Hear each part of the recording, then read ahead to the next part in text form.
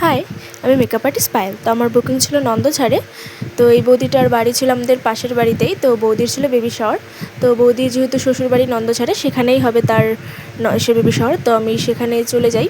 তো যেহেতু আমি কোনো টাইম পাইনি, কারণ বলা হয়েছিল যে আগস্ট মাসে, কিন্তু হট করে প্ল্যানিং হয় যে 25 তারিখে বৌদির বেবি শাওয়ারটা হবে। তো আমি তাই জন্য রাত্রেবেলায় ব্যাগটা গুছিয়ে নিই। তো পরের দিন আমাকে দাদা নিতে চলে আসে, মানে যেই বৌদি সাজবে তার হাজব্যান্ড। তো আমি সেখানে গিয়ে তেমন কোনো ক্লিপস নিতে পারিনি। সেখানে গিয়ে বৌদিকে সাজানো শুরু করে দিয়েছিলাম, আর এটা হলো বৌদির ফাইনাল লুক। দেন তারপরে আমার মানে সেখানে যে আমি করেছি সেই ঘরের অবস্থা।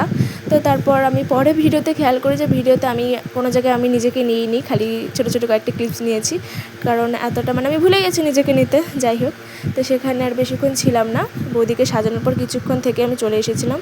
আর তোমরাও যদি আমার কাছে সাজতে চাও তো অবশ্যই কন্ট্যাক্ট করো।